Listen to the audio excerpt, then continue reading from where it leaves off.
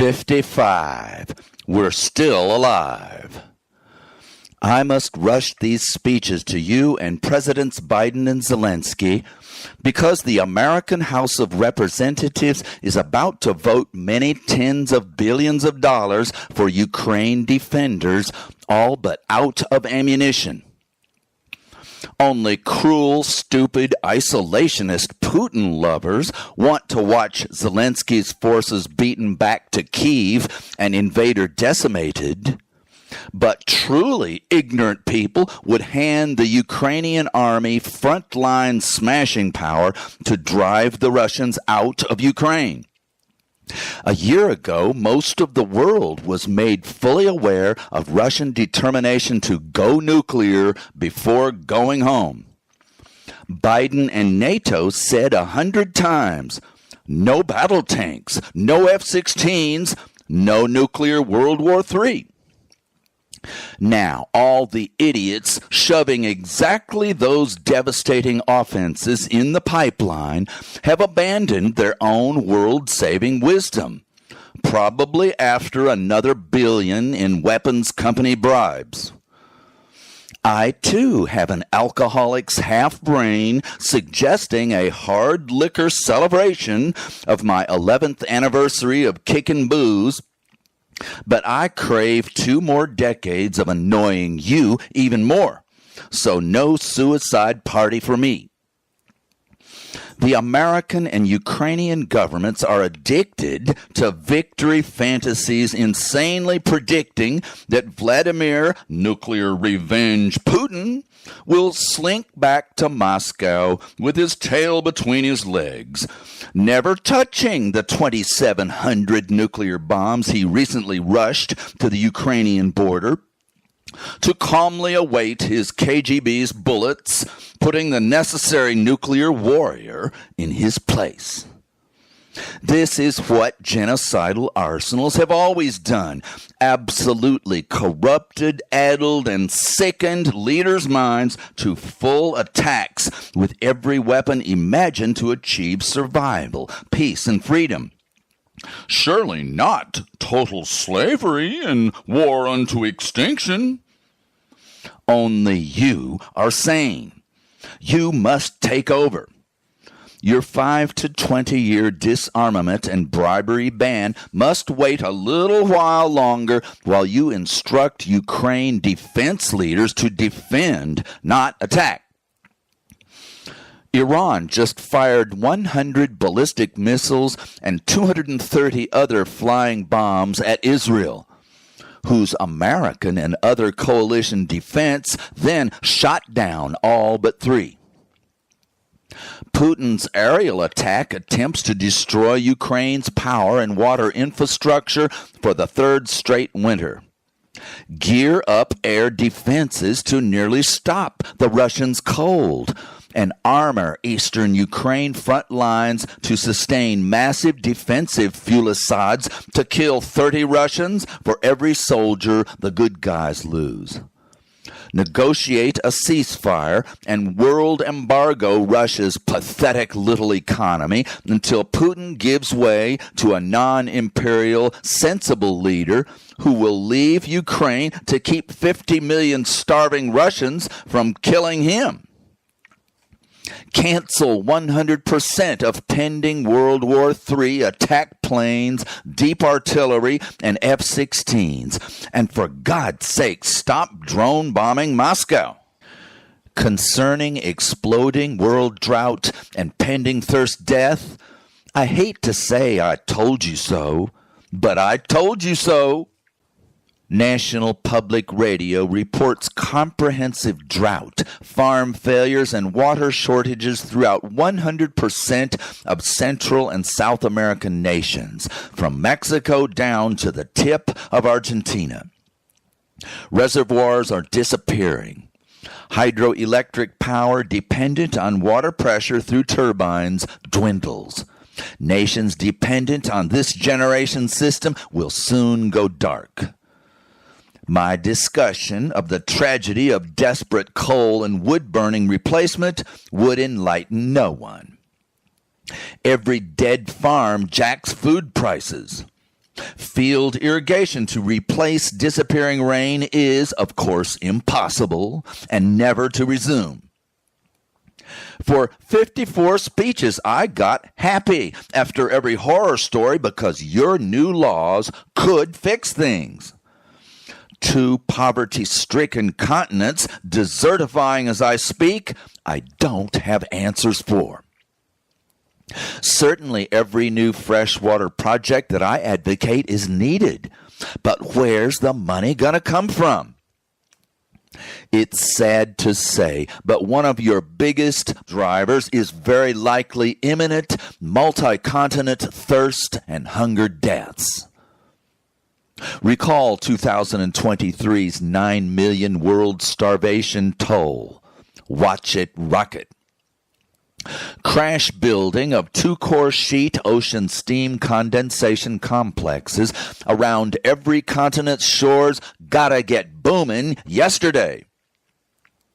Only one giant nation is truly distant from all hotter, steamier oceans. Indeed, the very tyrant-captured victim, Russia. Thanks to monster Putin, Russia is one of the 2 stupid power, conventional and nuclear destroyers, together multiples more deadly than the world's other 193 nations put together. So you 188 nations complete our full border defenses only, swords into new water and CO2 scrubbing plowshares at lightning speed. Clear that nuclear bomb addicts America, Russia, North Korea, China, India, Pakistan, and Israel will have to be embargo dragged, kicking and screaming, to allow disarmament and uncorrupted democracy to replace the regrettable torture that we must put their citizens and leaders through. Oligarchs, you'll have 2 choices. Join our treaty to get sudden food, water, and trade rescue, or see if all your giant bombs and attack arsenals can stop millions of destitute, hungry, and thirsty people from storming your palaces and dragging you through the streets by your stringy epaulettes. Power nation leaders extend their careers and boom their personal wealth with corporate cronies, often weaponeers, private cash given to them to buy more and better propaganda than their election-losing opponents can possibly arrange. Here's the con. Your safety and security depends on our million-man, million-bomb army fighting many, in fact, endless wars building to world war, all to keep you proud and safe. Never mind us leaders' personal power and richest motives. You need to build hostile, violent, superior fury towards other evil flags, religions, and races. Only such all-consuming, patriotic, racist, one true religion bigotry could blind you to our world-wrecking scheme. We exploded that now real foreign threat. Our exact greedy militarism and bigotry forcing world arms and hate races in fear of and competition with us. In every martial nation, your dead sons and emptied wallets succor all us robber, killer, merchants, and leaders. In truth, not international enemies as claimed, but partners in crime. Terrorizing and robbing all of our populations keeps us filthy rich, large, and in charge. All other nations are forced to grow mighty defenses and fight desperately, usually hopelessly, against we small number of venal commercial monsters exploding total planetary militarism. Arms control is a 60-year superpower game. People do spot the mass tragic con when their family deaths and guns not butter poverty and rising threat of nuclear holocaust explode into billions of lives.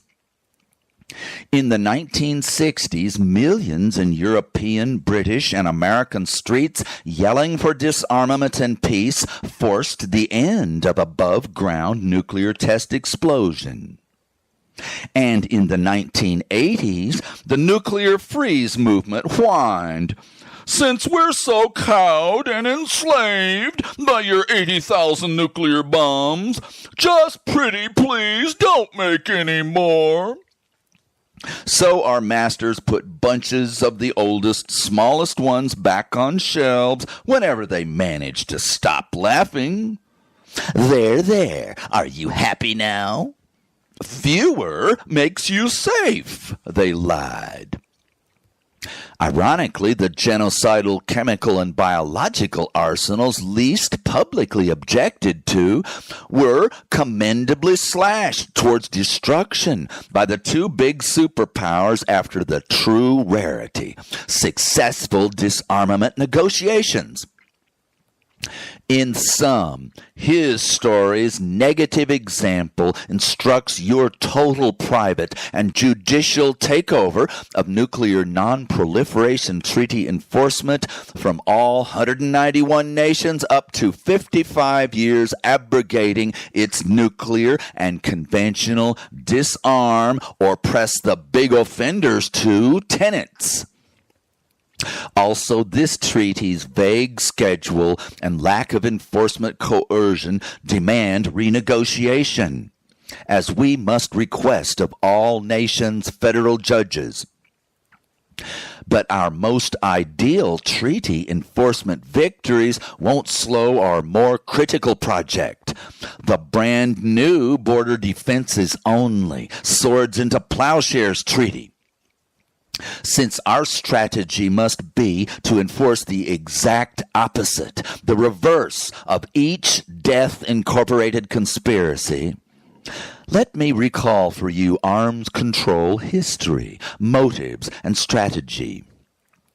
The Nuclear Non-Proliferation Treaty was a deal between a handful of bomb holders, primarily the two monsters, and a world wanting help building nuclear power plants, certainly not bombs.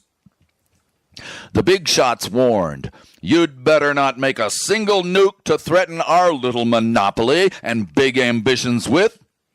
We'll set you up with nuclear power plants, even deliver you the enriched uranium, and you'll hand over your plutonium byproducts for our city and world friars, just never yours, punks."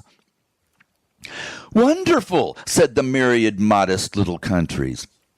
"But here's what you monsters gotta do for us. Your genocide missiles are aimed at a bunch of us too, and will certainly end all life on Earth. So we all work on somehow redesigning nuclear power technology to not facilitate bomb building. You doomsday promisers, America, the Soviet Union, China, France, and England, gotta promise instead to destroy your every damn bomb and missile, even if you most suspiciously refuse to agree to a specific timetable." "Deal," agreed the fatties. The little ones, now 180 plus, kept their bargain, except for the tenant ordering all to work for universal disarmament, obviously by riding the big dogs down, not letting them romp. The big shots, never planning squat besides holding and multiplying their extinction cards until doomsday, lied like dogs, as any cartoonist could have drawn. 5 bomb lovers bent down leering sweetly at the crowd of tiny, folded hand supplicants. Backside view showing their hands hidden behind, each with a nuclear-symboled bomb in one hand, the other with fingers crossed. Then, for the next 53 years, they fueled hundreds of massively sold conventional weapon wars, including many superpower-supplied proxy wars, some risking the loser's final defense to shatter world nuclear standoff. Also universally abrogated was the NNPT requirement to finally achieve nuclear electricity impossible to convert to bomb making. Obedience would require recognition that all uranium mining and enrichment will laser directly to bomb building. So all treaty tenets therefore really require destruction of all uranium and plutonium stocks and a total mining ban. Nuclear bomb holders, of course, then permanently propagandized all humanity to stay ignorant of uranium equals extinction reality, so billions would never just demand our only survival. Earth non-nuclear hyper-fast, not centuries slow. Can't have all those campaigners stumbling on the key to all demilitarization, outlawing commercial bribery of government for conventional and nuclear weapon appropriations to the moon. So the rolling permanent World War III machine con men never stopped the 10,000 media messages bullshit. We're protecting, not killing tens of millions and dooming 8 billion. The players realized that they needed another fantasy lie, arms control negotiations. All deals were, of course, designed to fail for the next half-century. The real negotiations were backroom winks and nods between public enemies needing both superpower citizens' terror to keep enriching both governments and their weapons merchant masters. Look at us mutually restraining this or that category of bomb, while pouring trillions into drawing extinction closer with far more deadly improvements out of the public eye and their pseudo-negotiations. Of course, super American and Russian powers quietly always agreed to abrogate their original, fully complete agreement to head steadily for universal nuclear and conventional disarmament. The one arms race always exploding the other. And so long as the weaponeers always bribed their president and legislator lackeys, the exact opposite of sworn law was permanently foreordained. 250 war, 30 million slaughter, and tick down of the nuclear doomsday clock from 10 minutes to the current 90 seconds to midnight. Or 30 damn seconds, if you believe your alarmist author. So am I winning my 20-hour argument to stop the money, honey? Not till you break your fist punching your wall, I'm not. My arms race and negotiations library of authors scatter this true history, strategy, and motives of the players throughout. But virtually every author just implied dry admiration for their brilliant, cold, ruinous, but stunningly successful power machinations. Only a few of hundreds, like Toynbee revealing 14 straight emperors' world rape until national suicide, and Fred Cook's story of American weapons dealers converting our democracy to military commercial dictatorship in a single year, and Dr. Helen Caldicott raging against every single nuclear bomb, directly moved readers to understand, realize, and construct their own moral to the story. such as fully, lawfully reverse this monster if we want our kids and even our 70-year-old grandparents to inherit a world of hope, not doom. Most all male historians stay in awe of his power by robbery and murder story. Am I the only little wimp who wants peace and disarmament matriarchs back in charge, who perfectly loved and protected us for 2 million extremely dangerous years until crazy patriarchs suddenly slaughtered everywhere for our last, and I mean last, 10 millennia? I want my mommy! I mean, why not ultimately rich and powerful, non-violent, unarmed love law for millions more years of safety and happiness? Why not? Because I failed to persuade, to recruit you, who just as soon leave the drive-in to the old fat cats about to retire from their long days cementing in our end, finally only wanting to cruise the caddy to the country club for a few more breezy 18-hole afternoons before their fat, cold hearts explode. Unless, of course, we all do first. So why am I working so hard to rile you up? Because I must incite you to perform humanity's most complex, rushed, forbidding, snatch life from the jaws of hyperspeed extinction project in history, including legal survival law and work well beyond just reversing of the power players' buy our bombs with your treasury trillions machinations.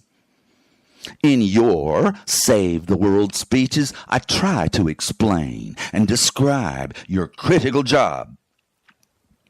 I hope that my attempts at peace law offer arguments and goals for our federal court lawyers. Please, foundations, hook us up with experts ready to cross 20 disciplines to stitch together our laws and projects. Not narrow specialist academics, but us humanist, whole world students must direct courts, leaders, and our growing movement with fear of death and love of life. We inspirational motivators must work with legal and political pros.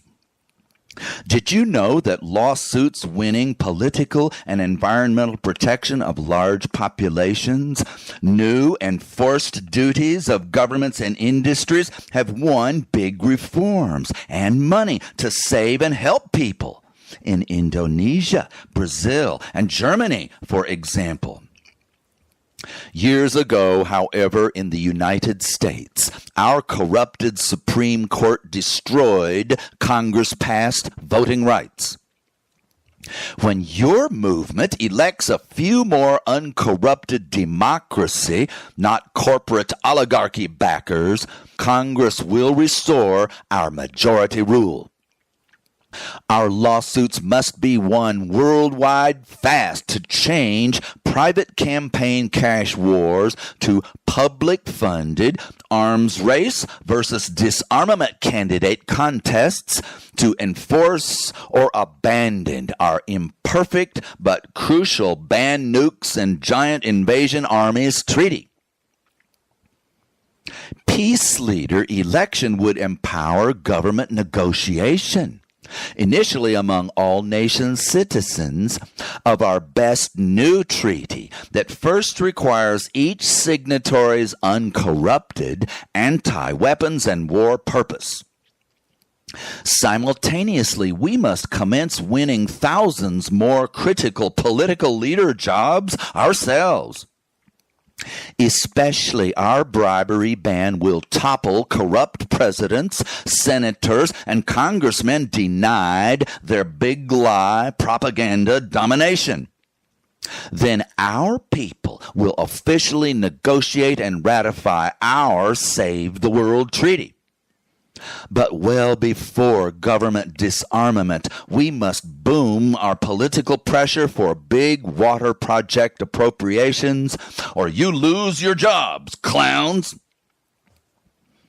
While I struggle to expand my You Save the World speeches, law and technology experts must go viral with our real, feasible rescues. Remember, we're in a race with the doomsday clock's second hand ticking around to midnight, while your own municipal water supply reservoir shrinks to scorched, cracked earth.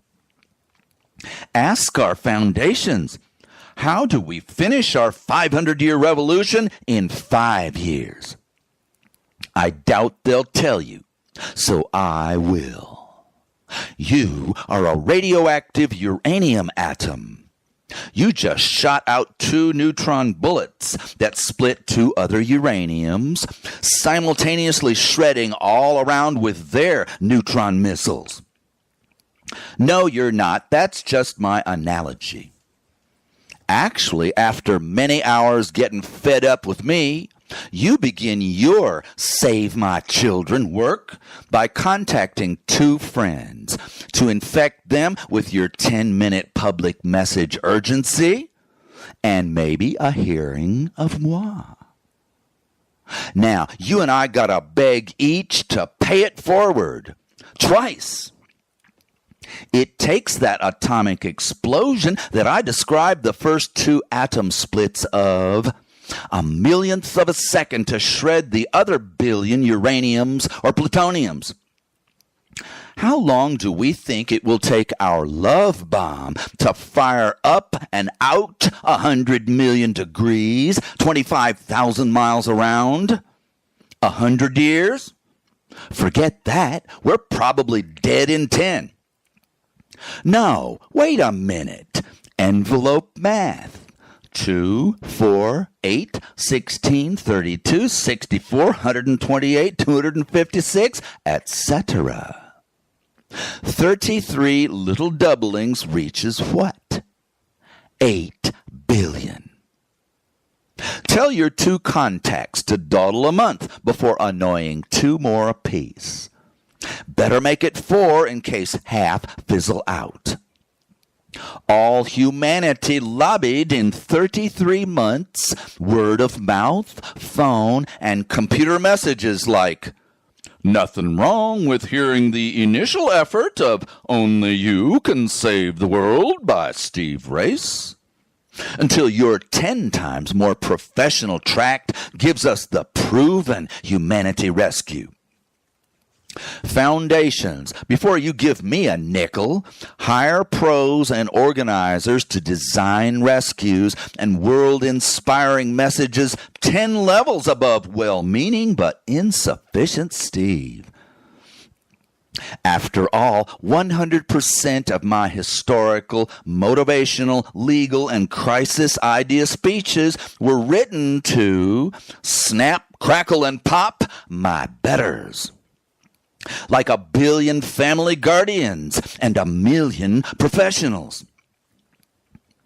Suppose our movement builds very fast new water sources to rescue dying farms, lakes, and people. But in that 10 years, forests die, exploding atmosphere CO2 to overwhelm our best maximal irrigation and industrial, commercial, and private water support, ruining our efforts with near total loss of regular rain besides scattered, brief, undependable floods. Not if, but certainly billions will die, and we know exactly when, without rain. No food, no drink, no life, even with Steve-O's totally artificial water supply technology dead itself, as economies implode and survival wars explode. This real nightmare, looming, if not totally certain, does write our marching orders. Every taxpayer on earth must scream at still corrupted or just asleep at the wheel governments. My money goes to crash-build atmosphere CO2 scrub-out factories. More of my taxes must fund our treaty tenets before and after ratification to rapidly plunge CO2 emissions with dirty fuel prohibitions and save forests by watering and boom clean energy to meet nearly all human needs. But oh God, who stole our money, honey? The damn bribers for $50 trillion world war. That's who. Our hijacked leaders gave it away to Murder Incorporated. Do me and your 8 billion friends a favor. Go take it back from them. Destroy what it bought. Send home the soldiers and spend all that money to save, not murder the world. Tell me any other way to save your family. Who on earth does or could spend on an organized world-saving brainstorms, technical research, lawsuits, legislated law, and appropriated survival help that we all need? Among many, one John D. and Catherine T. MacArthur Foundation comes to mind. They not only wrote half my book by funding National Public Radio, but in their words, support creative people committed to building a more just, verdant, and peaceful world. Every year in September, they give large grants to dozens, including many authors detailing world crisis response. Potential recipients must contact their nominating council, who will recommend only those whose help to the world would boom bigger with support and encouragement. I wouldn't turn down delightful handy cash from anyone. But what we all need is hard-working, fully directed and organized political, legal, and technological experts to design the emergency essential brand new world that visionary idea man Steve merely fumbles toward. I could hire a few with my solo MacArthur grant, plus a communications pro to boom me viral and yank me around the world to raise hell, or how about heaven? I'll ask other foundations, too, to gear up all of our rescues with research, pilot projects, and lawsuits. Place under a single nonprofit umbrella. The goal at Speed is an organization building hope and accomplishment, worthy of that MacArthur $40 million.